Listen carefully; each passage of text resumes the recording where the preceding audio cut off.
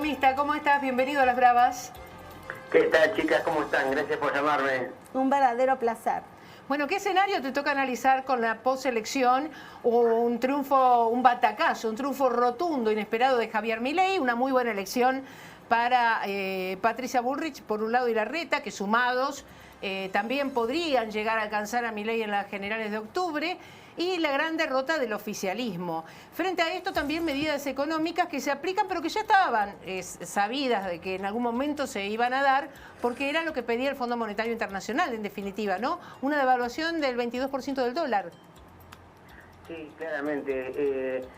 Por un lado es cierto la sorpresa de Milei, sobre todo por el resultado de las elecciones parciales en diversas provincias que no vaticinaban ese tan rotundo éxito de quedar primero entre todos los más votados. Es una cosa realmente de un gran esfuerzo y resultados que obtuvo Javier, así que hay que aplaudirlo.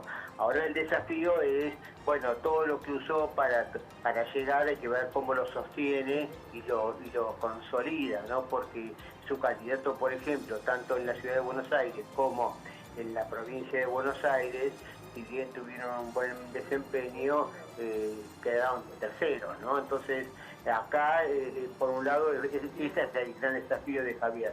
Por el lado de la reacción del gobierno, y sí, era esperado, pero no tanto, porque el fondo es cierto que estaba pidiéndole al gobierno que si quiere que desembolse 10.500 millones de dólares, que son los vencimientos que la Argentina tiene con el fondo. O sea, no son dólares frescos, sino que es decir, mira, yo para garantizarme que me vas a pagar y yo te voy a dar los recursos para que me lo puedas hacer, tenés que hacer algunas medidas, tomar algunas medidas. Pero lo que hizo el equipo económico hoy, devaluar 22% y al mismo tiempo subir la tasa de interés a otros 20 puntos a 118% anual, que la tasa efectiva es de 209, o sea, si uno hace un plazo fijo cada 30 días, renueva capital e intereses, al cabo de un año, 100 pesos que invierta hoy van a ser 309, es una cosa impresionante. Sí. Entonces, si eso se hace sin plan, como se hizo ahora, a mí me recordaba el 81, cuando un ministro de Economía, Lorenzo Gestigó, que veníamos en la época de la tablita de Martínez de Oz, un crawling peg, o sea, un ajuste diario de tipo de cambio que sube diariamente como ocurre ahora. Bueno, para terminar con todo eso, Sigó dijo, bueno, el mercado dice que el dólar está atrasado 30%, devaluemos 30%. ¿Qué le pasó? Al no tener plan económico, a los 30 días tuvo que volver a devaluar al 30% y terminó renunciando. Entonces, acá el problema es evaluar, subir la tasa de interés sin plan económico, que son medidas muy cortoplacistas, ¿no? Sí. Daniel, te consulto lo siguiente y tiene que ver con una de las propuestas de Javier Milei. Él se refirió a que si llega a ganar, en caso de que gane, va a dolarizar en nuestra moneda y que sea como única en circulación. ¿Cuáles son las expectativas o cómo vería, vamos a hablar en el hipotético caso y en potencial, por supuesto, el Fondo Monetario Internacional una decisión de un candidato posible a ser el próximo presidente de los argentinos? No, claramente el fondo finalmente termina aceptando lo que los países hacen y después ve cómo acompaña. Lo que busca el fondo siempre en estos casos es que la política sea, lo que dicen los economistas, consistente. Es decir, no puede ir a una desdolarización, que ya lo aclaró Milei en campaña, pero no lo puso con todo énfasis, por eso es de esperar que lo haga ahora, que ese proceso no es el 10 de diciembre asume y al día siguiente unifica los mercados de cambio y elimina el peso. No, sería algo gradual en principio. Claro, tiene que ser gradual, tiene que primero ordenar la economía, ver si consigue financiamiento externo, etcétera, etcétera, para en un plazo de 2 o 3 años lograr ese objetivo. Pero lo que dicen los economistas tiene que ser consistente, ¿sí? Va a hacer eso, pero no logra por H o por B, por resistencia, por falta de respaldo legislativo. Recordemos que si mañana fueran las elecciones y repitiera el mismo escenario de hoy, Milei tendría 40 diputados. Es lo que le pasó a Macri.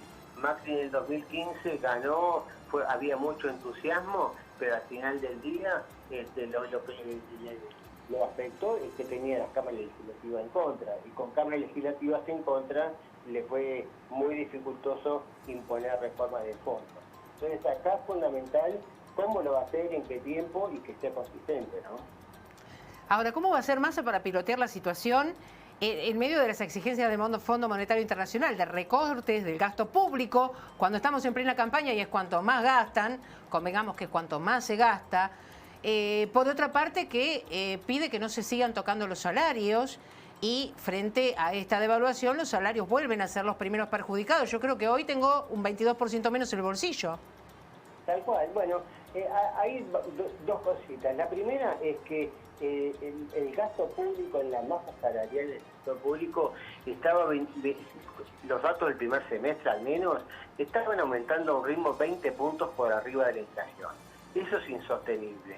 Y ese aumento no estuvo localizado en el aumento de los salarios, tanto en el sector público en valores reales, sino en la incorporación de empleo público. Entonces, el fondo le dice, tenés que empezar a achicar el Estado y no seguir incorporando gente como primera medida, y en segunda, bueno, si hay gente que se cambia de trabajo y se va del Estado, si hay gente que se jubila, bueno, no lo renueves, reemplazarlo con lo que tenés que te sobra. Con respecto a la suba de salarios, hay que tener en cuenta que los economistas no lo aclaran, pero lo piensan siempre. Hablan en valores reales, o sea, si estamos con una inflación como ahora, que va a estar arriba del 10, 12% por efecto de la devaluación, y que los salarios suban como máximo en ese rango, que no suban 15, 20%, o sea, y si bajan, que bajen, bueno, en vez de aumentar 10%, que aumente 8%, o sea, nominalmente la economía... Claro, pero la inflación determina el valor del salario, en definitiva. ¿Cómo? Claro, ¿No es la inflación la que determina el valor del salario?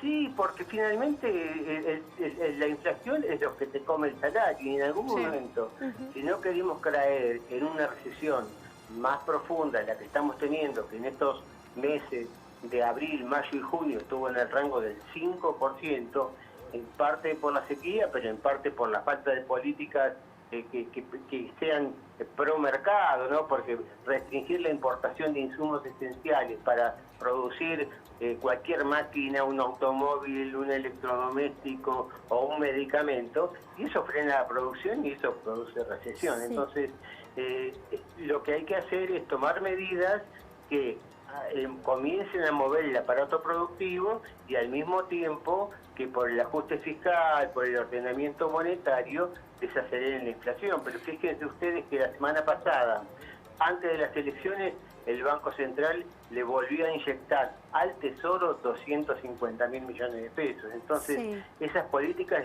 son inconsistentes y por lo tanto ponen en riesgo de caer en un estado peor al que estamos, ¿no? Daniel, cortita, ya para ir cerrando, te consulto. ¿Qué opinión te merece respecto a una de las propuestas de Milei de eliminar el Banco Central? No, yo creo que son ideas fuerzas que tienen impacto, y la juventud, que fue casi el 40% del electorado, la tomó y lo aplaudió y la adhirió. Pero en la práctica, en ningún país de los 180 que están afiliados al Fondo Monetario Internacional no tiene Banco Central. En el peor de los casos, la Unión Europea eligió, vamos a tener un Banco Central Europeo, pero tiene que haber una autoridad monetaria que ponga en orden. Así que eso de cerrar el Banco Central es una suerte de eufemismo, es una forma de decir de que queremos un Banco Central que no esté presente en los mercados, ¿no? Daniel Estico, muchísimas gracias. Un gran abrazo, gracias por llamar.